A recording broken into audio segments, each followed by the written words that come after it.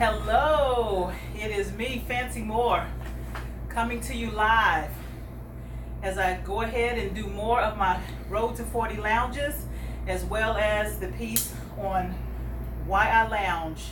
Today, I wanted to visit with my good friend Tim Davidson, who is the owner of B Cigar Corner in Mesquite.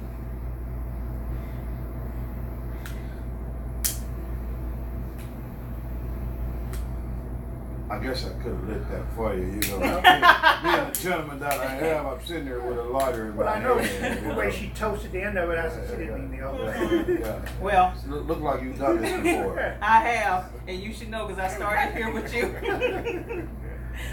What I want to do is tell people about how we first met, Tim. Oh, man. I'm not really sure if I need to reveal this story, but what I remember, and this has been a few years ago, but I remember I came here one day. You had been here one time before because Jerome said that you had been by. Real nice lady sitting here, and I kept saying, who is this lady? Well, I come back one day and there you are. And how did I look though? That's what I want to know. When you first saw me, what was your impression? Well, see, I try not to be judgmental, but I was able to see. I said, she ain't smoking no girly cigar. So I knew right then that what I have is a cigar aficionado right here. This lady knows what she's doing. But see, that really wouldn't count. I wouldn't categorize that as my most memorable moment of you, Fancie. My most memorable moment was one night you was back here in this back lounge. Tim finna tell my secrets. Oh man, feeling pretty good. As always when I smoke. Yeah, I feel feeling fabulous. good. I walked in the shop.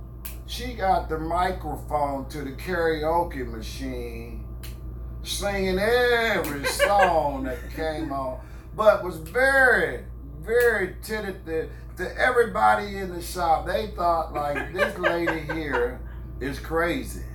Well, okay. In a good way. In all fairness though, I sat back here and I smoked my cigars in this, I call it my man cave. I love it. But the people that came in, they were just playing music and it just went to the mood of me smoking my cigar. But by the fifth song, this one lady was playing. I'm like, this lady is from my generation. I thought she'd play one more song like that, and I'm getting the hell up out of my seat. And she did. And next thing I know, I plugged in the microphones, and we had a big old karaoke night in the whole shop. Right. Go ahead. Yeah, I was drinking a little bit. I'll admit that, but I was feeling good. Yep. Everybody participated, so I did not feel alone in my crazy moment. That was a lot of fun. It was all in good taste. It was. You certainly went by yourself. I was not. I had a lot of people back here, even people that didn't want to sing. I gave them the microphone. If I was singing, you were singing. Tim had 2 microphones. That was for a purpose. More than one person was supposed to sing. All right. Well, there you have it. That's my memorable moment of you. And there, I will give you a whole lot of credit. And after that, I started seeing more and more and more of you. And I felt like, if nothing else, I felt like she at least found a home. Yes. And found comfort in being right here in little old B Cigar Corner. Yes, yeah. B&B. I'm telling y'all, when I started my Road to 40 lounges, when I found one that I fell in love, this was one of them. And I did not tell people where I was, and for different reasons. The main reason is there's so many lounges, there's so many cigars. Everybody does not deserve your business and your money. Every lounge does not, and every cigar brand does not. I really go back and visit 2 or 3 times if I think I like a place, just to make sure, because if I'm going to put it out there and recommend it, I want people to know the experience I had, and I want them to also experience it. This place, I came back quite a few times, and I kept coming back because it got funnier and funnier. And the looks that Tim and Jerome were giving me, you know, because each time I guess I would surprise him with a little bit more of the fancy attitude, that I guess he let the smooth taste fool him when he first met me, you know, that real calm, peaceful demeanor. Y'all see those pictures I be posting, but it turned into pure funniness. I did have to ask if I was allowed to come back. I did. I respect that, and that you did do. And there was no way I could have said, no, you are not welcome back. There was no way. Yeah. But that's what cigar business in the industry is all about. See, here's the thing I always say. When you walk through that door, you don't have to like me, I don't have to like you. Right. Now, coincidentally, we hit it off very well. Yeah. But I'm saying is that you don't have to like me, I don't have to like you. But if you come in here, I know it's something that we got in common. Yes. You like cigars, Yes. I like cigars. So as long as we are in this confinement of this building, Yes. we're going to get along. Yes. And we're going to shoot the breeze, right? And that's what the industry is all about. And you all know for yourself that everywhere you go, probably whether you flying or driving, when you get to your destination, what you trying to do? Man, I'm trying to find out where the closest cigar is. That's Right? Right?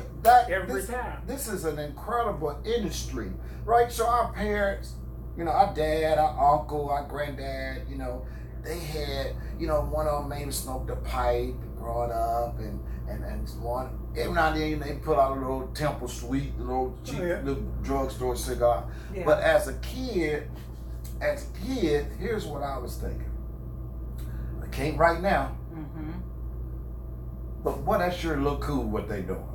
My uncle got that pipe in his mouth. I said, boy, I sure want to smoke that pipe, right? So, so when I got of age, that's what made me really want to get into it, because I felt like this business is elite. Yes. Right? It's elite. It's like it separate you from a totally different class of people. From cigarette smoker. Oh, no doubt. It bothers me when I see somebody say, well, I smoke cigars. And I say, you do? They say, yeah, I smoke cigars. I smoke black and mild. I say, hold on. That's not a cigar, sir. That's not a cigar. Black and mild. That's a dark cigarette. Yeah, that's all it is. That's like smoking a newspaper wrapped up. Yeah, that's like wrapped up newspaper. Yeah. But just regress just a little bit. As Fancie said, she came, and she came back and back and back. Everybody who walks in that door, our objective is we want you to come back. And we try to treat you accordingly every single individual that comes in here. Yes. We don't discriminate. Black, white, black, whatever you may be. Right. Yes. When you walk in that door, our objective is to get you to come back. And you know what? And I appreciate you saying that, Jerome, because that matters to me. The diversity of the culture of the cigar or lifestyle in the cigar industry. And I may not speak to it when I'm in places, but I pay attention because it matters. If I walked into a place that did not welcome an overall cultural experience for everybody, I guarantee you they'd fall to the bottom of my list. And I can understand why. Yeah, thank you for that. See, Tim said it earlier in his statement. It's one thing you walk in the door, we all got something in common. that's right. This bad boy That's right it. here. No matter what our religious Connecticut. beliefs are, no matter what our political Yep. positions are, we have something in common. Yes. Well, you know, and to piggyback a little bit, you gotta remember this. As I say, this separate you, right? Yes. But all right, so let's get down to the nitty and gritty of B Cigar Corner, right? Mm-hmm. So I tell everyone that, all right, I don't have the very lavish, you know, what do you call it? You know, not just the word lavish, but it's not a white collar shop. You know, it's not a white collar lounge. We have a great time, but really, we over here in Mesquite, and it's blue collar. Yeah. When you might as well, when you come through this door, you might as well take your tie off Yes. and loose your tie, because we about to have some fun, right? He you ain't probably lying. want to keep your wingtip shoes off, cause they gonna probably get stepped on. A little Y'all see bit, what I came right? in and I almost put on the dress and I thought, no, Right. I'll do that another day. No. But I don't know. Here at this location, I wouldn't have it no other way. I would not change that concept. Now it's different if I were to go out and open up another lounge somewhere else, right? But here in this location, I got to keep it just like it is, Just like right? it is. I got to keep it just. And what I get so much pleasure of is when guys have been here and they Googled it and they come in from out of town, and guess what? It may be 6 months, it may be a year, and when they come back in town, guess what? They ready to get They back come here. back, man. I've been trying to get back to D&B every chance I can get. Man, hey man, Yeah. I can't even tell you how many, and this is women and men have come in and says, this has got to be the friendliest cigar shop I ever seen in my life. As soon as you walk through the door, they don't even know, we don't know you from anyone, and everyone says, hey, well, come on in. Come on in, sit down. You want a beer? I mean, really, I wouldn't have, personally, and I think a lot of that has to do with me and Jerome. That's just what we know. Yes. That's how we know how to make a person happy, because you never know what a person may be going through during the day. That is absolutely right. That is absolutely right. So we want that environment. Mm-hmm. You're not gonna see you come in and you're gonna sit over here in this corner and no one's gonna say anything to you. Mm-mm. No. That doesn't exist here. No. And I know I've gone to other cigar lounges and it does happen like that. And it's not because that person don't want to be talked to. It's just because no one knows that person, so they're not gonna say nothing to that person. Not comfortable. Right? It doesn't work like that. That didn't happen here. No. I came It never in. will. I wanted my corner by myself, and when I came back to this room and found my corner back on this sofa over here, that sofa, I still see the spot I sat in. Everybody spoke as I came in, but then they gave me my space because everybody knows I like to smoke for my first hour. Don't talk to me. But we did a basic greeting, and so even though they didn't know me, they still made sure that I felt welcome. So Tim is absolutely right on that. Right. Now, Tim, I got a question for you. I want to know, what made you start a cigar lounge? Wow. It's I can't say that it was something that I grew up always knowing that I wanted to do. All right. It was a matter of me getting a little bit up in age where I wanted to do something that I enjoy and something that I do that I know I'm passionate about. And see, I share this. I have tried different business. Okay. And see, what I didn't realize is that I was passing up on my niche, right? Okay. That old word niche come out, right? Right. So when I realized going back 6 years ago, and this shop, this lounge wasn't mine. I didn't start it. Okay. I didn't start it. I actually bought it from a gentleman whom I've been knowing for a long time that really didn't want to do something in pastime, but he really didn't have the focus or the energy and the interest that I have in it, right? Okay. So he had it up for sale, and he had wanted to, a lot of guys was interested in buying, but he kept saying, I want you to buy this business because you know this industry and you know what you're doing and you're a people person. Okay. And you're gonna get them in. But now, so I juggle with it. And I says, because our heritage, our culture, it's a risk taker. And it's a chance you take, know. And I said, well, he's finna spit some knowledge now because he just caught my brain. I'm listening. I'm trying. It's a risk taker. And you said, well, all right. One thing I'm gonna say is that if I fail at this, because I knew right then that this is it. This is what I'm going to. Okay. If I fail, then I has no one to blame but myself. Okay. I can't blame it on no one else. I can't blame it on, man. I mean, I had a great situation. But I couldn't get the people in the door. And Jerome and I have always said, if we can get the people to come through the door, then we got them hooked, right? No, we got them hooked. They, and we, you know that cigar smokers all got a home. Yes. They got a home, Oh, yeah. right? Yes. They got a home. But we understand that you're going to go visit other cigar Absolutely. lounges, right? Absolutely. But everybody got a cigar home. But, and I kind of veered off the subject there, but back to me, how I got started in this. And, I fought, man. I fought like, when I say I fought, I mean, a lot of sleepless nights. Yeah. Because was I nervous? Was I scared? Hell yeah, I was nervous and scared. But man, I had to put faith in front.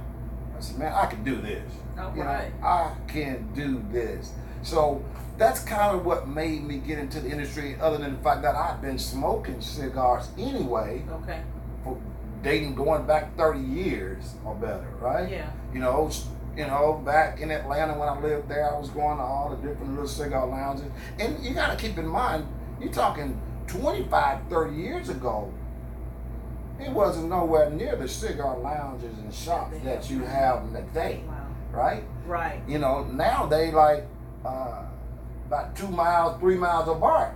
Back then, we had to go, if you're going to go to this one, then you want to go to another one tomorrow, then you're going to probably be going about 15, 20 miles. Not anymore. This industry is something that people thought was just a fad. It's not. They thought it was going to be hot, then it's going to go away, and it did not go away. It's not. It did not No. go away. This is here, man. This is here. And the most exciting thing also that I get is to see more and more women starting to smoke cigars and That is true. know how to Just smoke a it. cigar. Oh, that is one beautiful, sexy thing to me, to see a woman smoke a cigar. My name is Fancie. Fancie Moore. Yeah.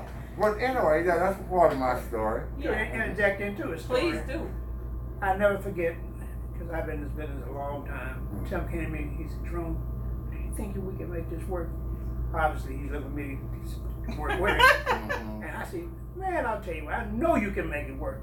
And then when he decided to buy it, I said, the first thing you got to do is make it your shop. That's right. So we changed the appearance of this whole shop, That's right. literally day one. That's right. It's been Tim's shop since that day. And And he mentioned earlier that it belonged to another guy. yeah. No resemblance whatsoever. No. Now I'm glad that you spoke in on that, because that's what I was about to ask you. How long have you been smoking, and how did you get hooked in with Tim? And you actually just kind of started on that. Yeah. So I want to know, how long have you been smoking, and how long you been with Tim? I'm going to say I've been smoking 50 years and I'm cutting it a little short. Okay. I've worked at other cigar shops. Tim used to come to the shop, and that's how we got to know one another. We chit-chatted. Yeah. And we shut down the shop, and Dean, the guy Tim mentioned, bought this shop. And he said, Jerome, I need you to come work with me, because we had worked together for a while. I said, well, I've already committed to somebody else. I got to do that first. Yeah. And when they shut that shop, then I came straight over here, because it's right around the corner from my house. Okay. And continue to see Tim all the time, talk about golf, talk about smoking, talk about different cigars. And I can't say enough about what Tim has done to build this business right here. Okay. Because I've seen a lot of shops, a lot of owners. Tim his heart and soul is into this business. Thank you for that, and that leads me to where I want to go next. The first Road to 40 Lounges and Why I Lounge review was done for La Soya Cigar Lounge for Larry Alderson.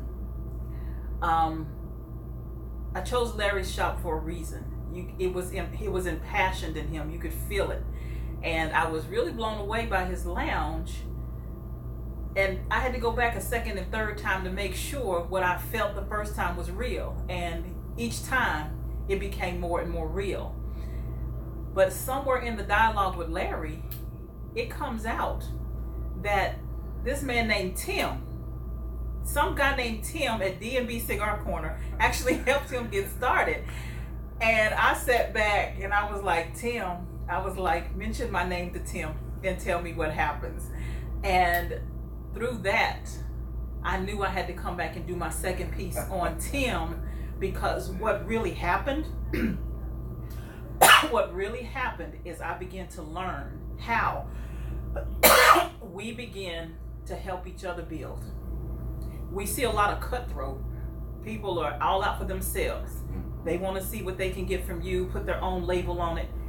But what Larry was telling me, Tim helped him get started. And then the more I learned about Tim, the more I understood through Jerome and through other people in this industry, Tim has actually helped many lounges get started and stabilize and begin to build. I want Tim to speak on that, because it's high time that we stop cutting throats. It's high time something he's been doing without recognition for a long time has helped create what we all enjoy, a bigger market for it, more places for us to go. So I'm going to shut my mouth on that and let this man talk about helping other lounges get started and the significance that he sees in that, what passions him to do that. Okay. So before I do answer that, can you grab a couple bottles of water? Yes. So I don't have a coughing Right. fit here on camera, because it's coming. Just grab a couple of them, and then I'll get into the story. Okay. What this driving force that I have, and how my unselfishness Yes. plays such a great big part. I get satisfaction. I get great satisfaction from helping, right? That's fine. So, all right. So, you take Larry. Larry last name is Alderson, right? Right. Okay. So you take a gentleman like Larry. Larry was coming here. He had to start coming, and Lord behold, and I'm okay. He'd probably come. He observed, and much like myself, he said, I got a passion for this. This looked like something that I want to do, right? So all of a sudden, I get a call from Larry. Now here's the thing that bothers me in a sense, but it's not a bother, because that's where the satisfaction come in at, is that Larry called me and he said, hey man, I'm looking at opening up a cigar lounge, and want to run some stuff by you. I said, Larry, what took you so long to call me? Okay, I could call you, but I give you a little time. And he said, well, I didn't know how you felt about it. I says, Larry, man, I'm not that selfish like that. Yeah. I want everybody to be successful and succeed in this industry. There's enough business for everyone to go around, right? Yes. So I says, here's what I'm gonna do. Let's set a day, and I'm gonna come to you. Don't come to me. I'm gonna go to you with all the information you need to get you established, get you started. Yes. Right? And I says, call me, my phone is on. I went out there, first of all. When I went to Larry, we met, and we sat down. I said, well, here's this. Let me show you. You want Rock McTell? This your contact person. You need my file. This your contact person. Let me explain to you this. This is if you want to get into the pipe tobacco and pipes, you contact these people and things like that. making sure you got all your licenses, because we don't want no hiccup. When you open this door, you ready to rock and roll. But can I stop you right there for 1 second? Because I have a question. Yeah. You are dropping some serious nuggets here, and I want to know what separates you from, like the way you said it, let's get you ready, like help you in all corners to make sure you set off right, you open the doors and just ready and everything in place.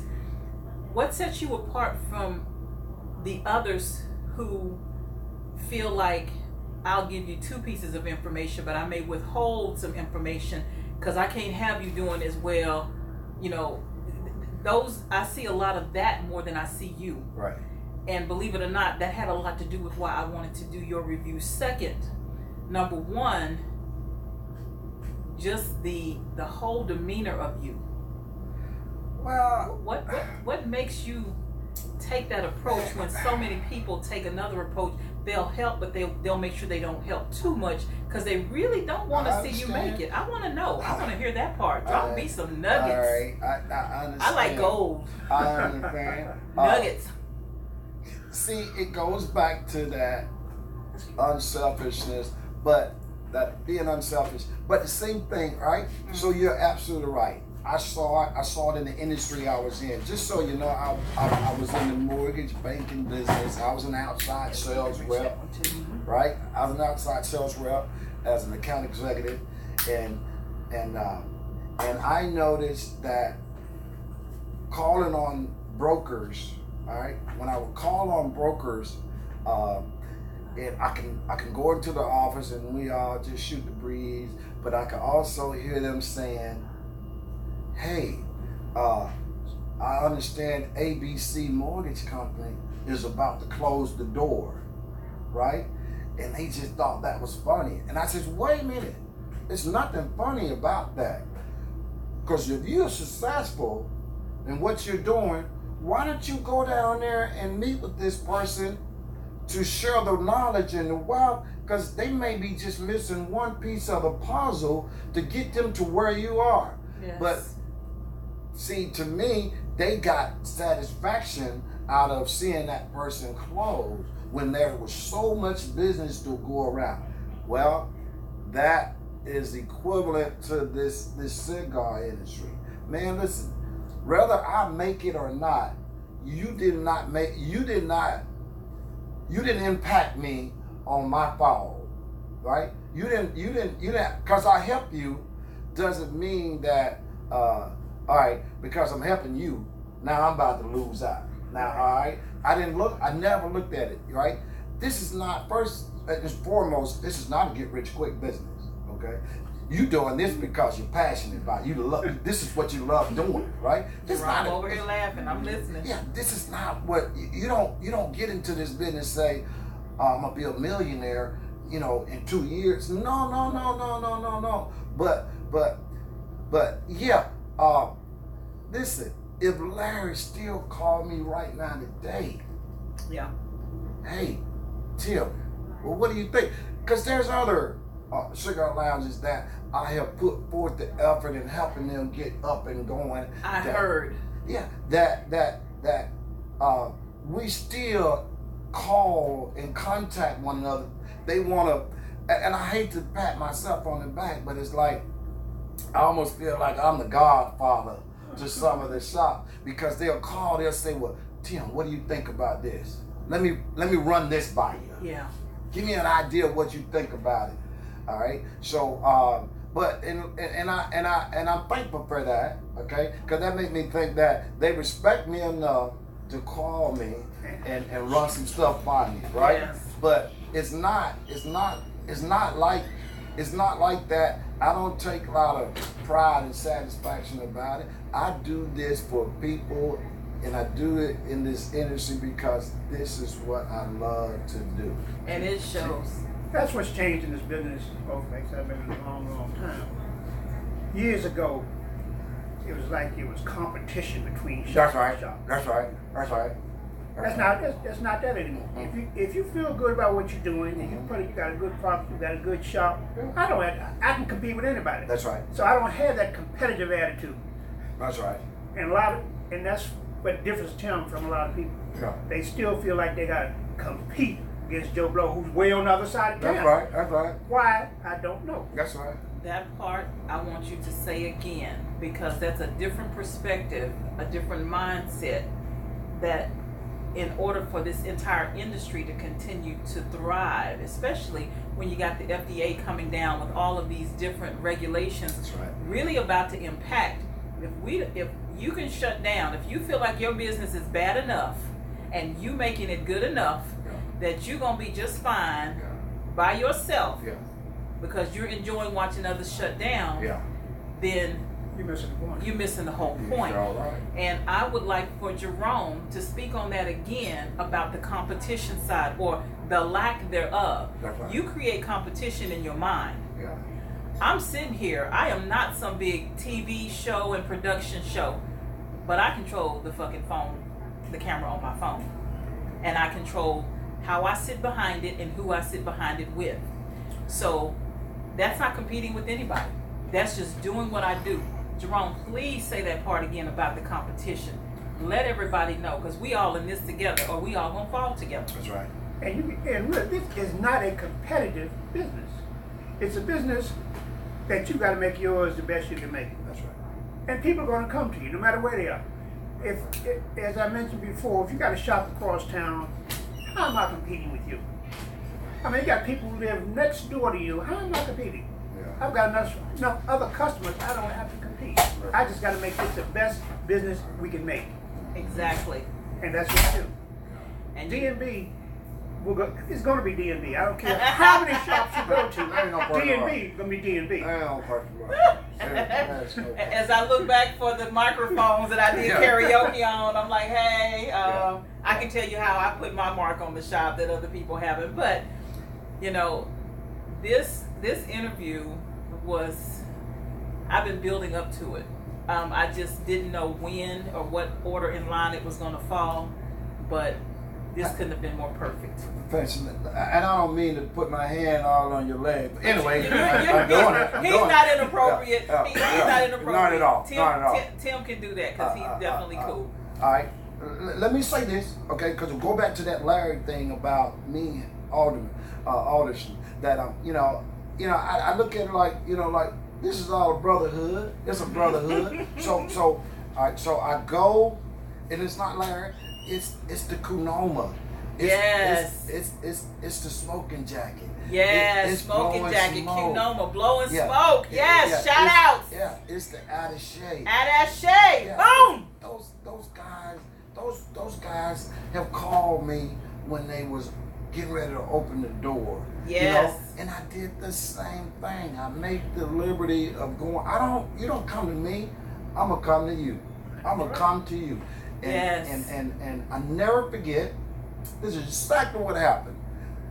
I was here one day, and somebody said they're opening up a cigar lounge over in Cedar Hill, right? And I said, well, okay, well, what's the name of it? Who's the guy that's opening it? Who's opening it? And he said, man, his name is Tommy, right? Listen, so I was Kunoma. I was like, okay. They said, man, you really need to go and meet with the brother so that, he may can learn a little bit, get a little knowledge from you, right? Man, I'll tell you how this thing worked, man. So this the middle person. It was actually Shannon. Shannon over Shannon there. White? Yeah. Yeah. It was Shannon. Shannon So White. Shannon IM'd me and says, Tim, could you come over and meet with him or something? I said, well, yeah, I set it up today, I get over there. And keep in mind, he hadn't opened the doors yet. Just finished, built out. And so, man, the day that we had scheduled to meet, I think it was around about 10 o'clock on like a Tuesday morning. And coincidentally, it was the coldest morning we had had. Okay? So, but my priority was the weather ain't gonna prevent me I'm still gonna go. Yeah. So granted, I go over there, I drive up, I get out, it's nice shopping center, new shopping center. Yeah. So I go through the door, Lord beholds, I said, Black! You the guy they talking about? And I promise, he said, Tim, you the Tim? Man, me and this guy have sat down and played poker and have smoked cigars. And he did not even know that I owned a cigar lounge. Wow. No, he didn't know. And he said, what a small world. He says, man, everybody keeps saying, Tim, you need to be in touch with Tim. And I didn't know it was you, Tim. And I said, I didn't know that it was you because I didn't know your name was Tommy. I always call you Black. Right? So, man, it was like, oh, man. It felt good. It felt good. But, and from that point on, I said, well, I got a lot of information. Let's sit down and I'm gonna share all this knowledge, this wisdom with you, get you going, get you up and going. Same thing I did for Larry and Attaché and those guys. I did the same thing with Tommy. Same thing. Let's sit down. No one is in the shop, but I did say, now here's the thing. It's early in the morning. I hadn't smoked my first cigar, so I need to smoke one of your cigars, and you need to pull out a bottle because we're gonna sit here for a second. Yeah. Right, and that's exactly, and I already know. Tommy and I are in contact with one another just to check in. Like, hey, brother, don't want nothing. Just try to see if you're good. Right, good. That's what we do. But that was just that was the weirdest thing. And he said, man, I can appreciate that part about you already because you and I have sat and smoked cigars and have. Now we've been at other establishments while we sitting there and smoking, but we playing little cards and stuff like that. And he said, the respect, man, that goes a long way because you never said nothing about you on the cigar line. He said, all I knew is when you walk there, everybody goes, there go Tim, there go Tim, there go Tim, but you never said nothing about you on this. He said, I would have never known until you walked through that door that it's you that they talking about. And you know what? That's one of the things about when you're entering into smoking into the lounges and in the industry, you just connect with people on an organic level and on a genuine level. That's right. And you'll just keep connecting and having fun and interacting before you ever know anything about it. That's right. But by then, the relationship is established. That's right. You already know the person. Yeah. And you know what? That story is just phenomenal. Your knowledge, your experience here is just, Jerome, this is the stuff we need to know. This is the stuff we need to hear. So I need to say this. I deliberately told you when I hit my 40th lounge, smoking that badass Culebra, yes, that I don't tell you every lounge I go to for a reason when I'm doing it, because not every lounge deserves your business and your money, and not every cigar brand deserves your money. This is about service at this point. Tim did a fabulous job explaining how now it's not 15 miles between cigar lounges. It's literally 2 or 3. They are popping up everywhere. So you have choices. We have choices. But I'm telling you, I already know which ones stand out. I have not said it because I wanted to really bring you a perspective of why I lounge on my road to 40 lounges. And for those of you that are new to smoking hot, let me tell you this. I have now topped well over 45 lounges. I have not put out exact numbers because that's my business. Because you have to understand, when I started going to lounges, when I ran into Tim and Jerome, is because I was doing what I love, which was smoking this stick right here. The rest of it is just secondary. The rest of this is secondary. But this is a lounge that I am happy to say, the more I learned, this is a lounge that deserves your business. This is a lounge that deserves your money. And I got pictures and I'm posting of that candy store of a humidor. I walk in there every time and my mouth starts watering, my hands start rubbing together, and I start looking like a little cheeky ass, happy ass camper because I'm trying to decide which stick I'm smoking. But I just want to say thank you to you two for not knowing me and making me feel what you made me feel. your patrons here have been unbelievably welcoming and gracious, and I want other people to feel that. Our group Smoking Hot is now built up. We are at over 600 people. Wow. We just started 6 months ago. Wow. And we have not grown in huge numbers on purpose. We wanted more quality. So we actually do a screening before we let you in the door. You gotta be smoking. You gotta be a part of this. You cannot come in and lurk. We can never see that you actually smoke. And what we're trying to do literally is bring enough information, knowledge, and background, because we have the beginning smokers all the way up to your more aristocratic smokers. We've got cigar lounges in that group. All the ones you mentioned are part of Smoking Hot. Okay. We've got cigar brands in there. I see your lighter is Definition Cigars. Yeah. They're in there. Yeah. So we are really tapping out into people who are really well grounded, well rooted, and contribute to this industry. And this, I'm telling you, I came off the bleachers. I ran bleachers this morning, y'all. Everybody knows I run. And I came straight from the bleachers to this lounge so that I can make it on time and still get back because I got to work today. But this was worth my journey today. You know what? I like to, I appreciate you, Fancie, and I thank you for coming by, giving us this opportunity to be a part of this. You talked about it once before. All right? The name of your group is Smoking Hot. Mm-hmm. So therefore, let me do state this. She's not smoking shit. She's not smoking shit. She lived up to what she says she's going to do. And she called me, she come by here, and she told me what she wanted to do with me. And I felt gracious enough and where that whatever you want to do that involves me, let's do it. Let's do it. Yes. And now that to me is love and respect, because now it escalates even more of the respect that I have for her, because she lived to her reputation. She lived up to it. Because there's a lot of people come by and all they doing is blowing smoke up your ass, right?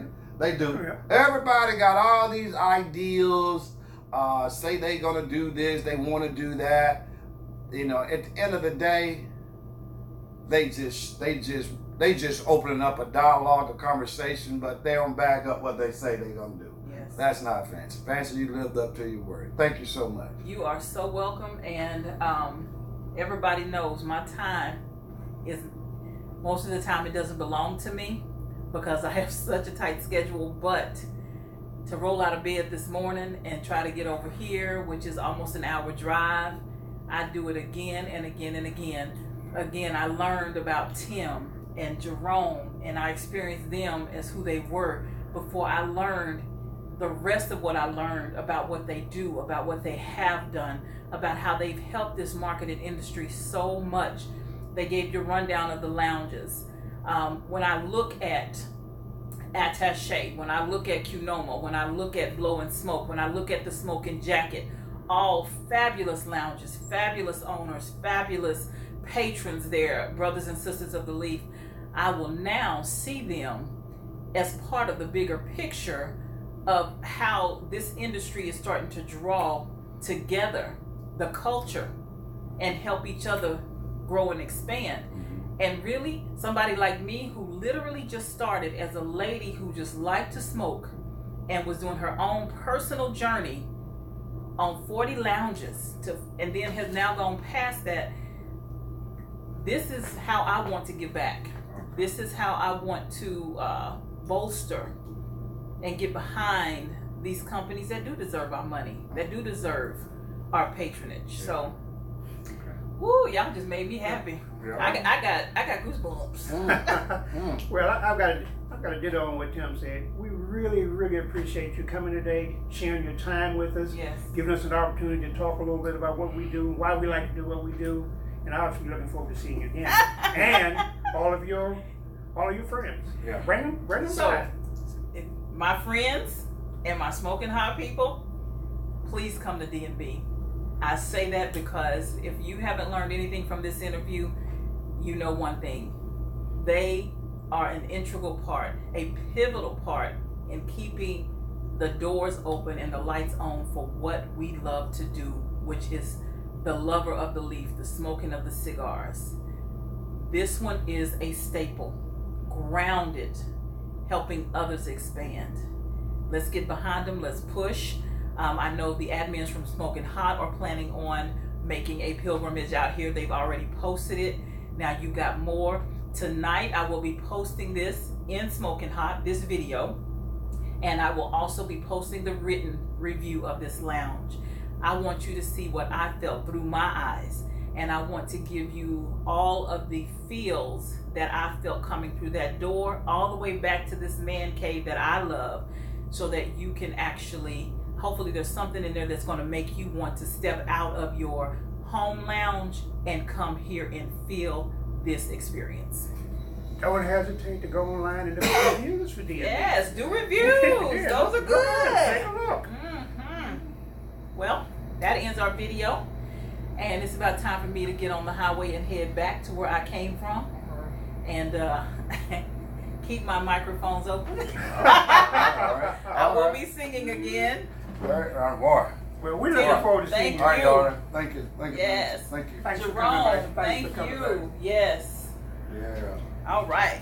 Yeah, 'cause they were getting hot back here. Ah!